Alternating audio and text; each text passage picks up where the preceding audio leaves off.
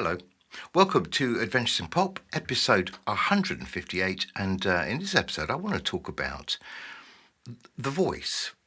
Not the TV program, just voices and why they are so completely central to modern day pop music. It seems like, more than ever before, or that's a question we might come back to. More than ever before, the voice is, front and central in all that we do. And it's interesting because I'm interested in whether it's always been that way, and is it is it something that is so important that we kind of don't quite give it the full recognition it deserves. We rather take it for granted. We take it as read that of course the voice isn't important. It's the thing. But actually, more than ever, I think the voice is carrying so much of the song and its emotion with it.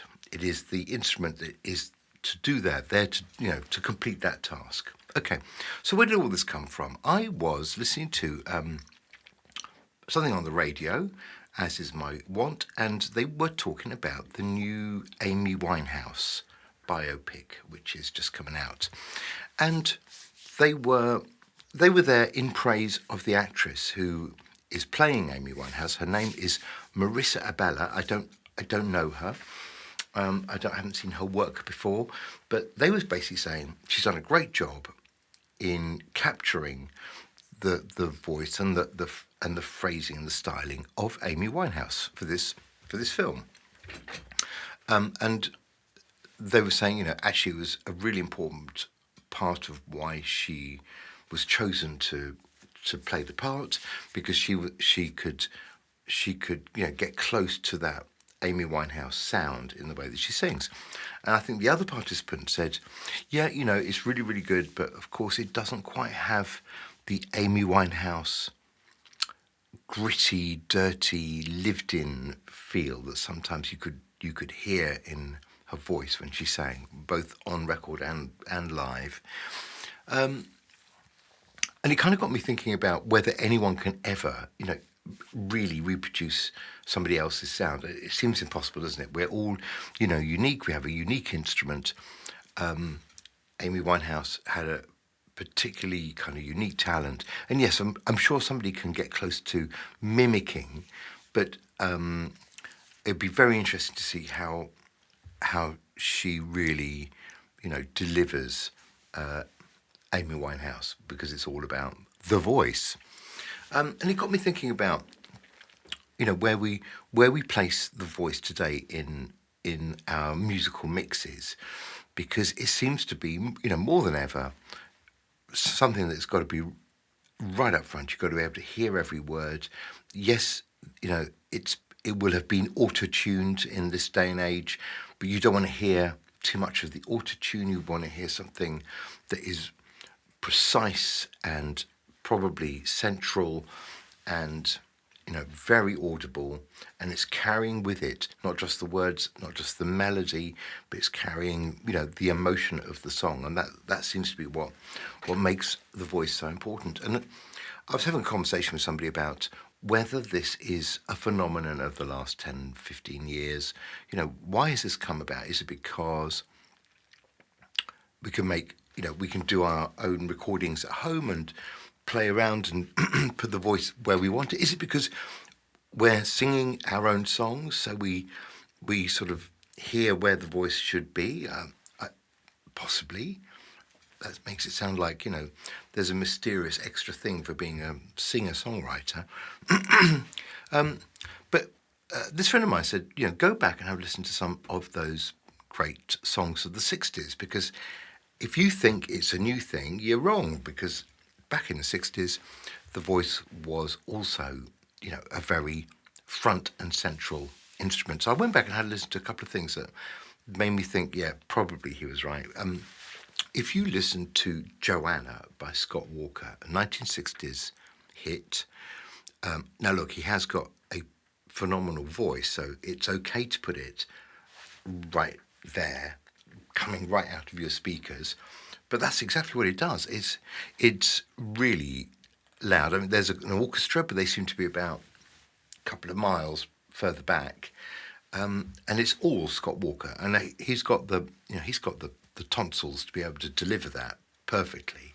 But that's, it is quite interesting, and there are plenty of other examples. I've just picked out one there, but in the last 10 years, it seems that you can do no wrong by pushing the vocal, right up front. And I think for me, I've been tentative sometimes, but certainly, I get it that you want to have a clear, pristine vocal, particularly for pop music, and over the last 10 years, there are people like, well, particularly Dua Lipa is probably a really good example of a singer who knows, well, in the production, even though it's a kind of pop dance type thing, her voice is really right there, and it's loud, it's confident, and it's carrying the whole piece. It is delivering everything. It'll be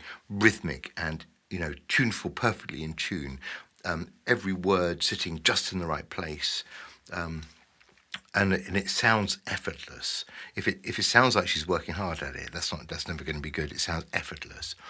So very much front and central, and that's what I guess people want to convey in their songs. And when I'm writing a song, I will be thinking about immediately will be about how I sing it. What is my character in a way that is going to make me sing it in this particular way?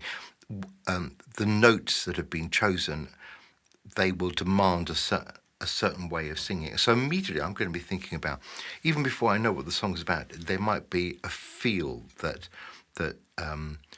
comes from putting your voice onto something at a very rudimentary stage. So I'm just saying what everybody probably knows already. I'm going to be stating the bleeding obvious, but I guess my point is, even if the voice has, some human frailties to it, and we've talked a bit before about great singers who couldn't really sing. So even if the voice has human frailties to it, it still can be incredibly appealing, engaging, and delivering, a fantastic, perfect song. Look, my favourite artists ever in the world, and I've probably mentioned them all at various times.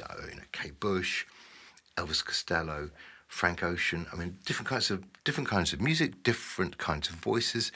None of them kind of classic voices, but they're brilliant at putting over the songs that they themselves have written, and making it sound incredibly appealing. Even Elvis Costello, a raspy voice sometimes, but incredibly expressive and perfect for what he was writing.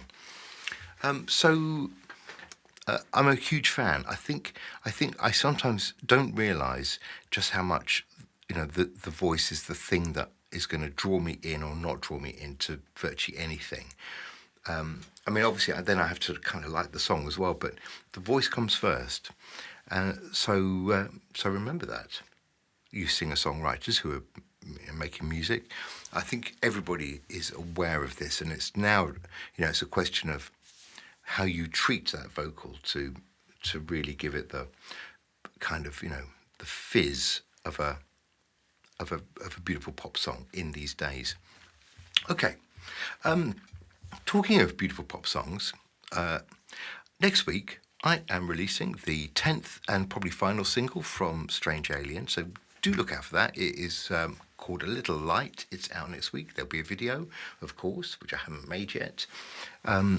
So stick around for that, and lots more coming after that. There'll be an album of all of these songs that have been released recently. Strange Alien, that'll be out late May, early June, and I'll be talking far more about that a little nearer the time. You take care now. Have a good weekend. Bye-bye.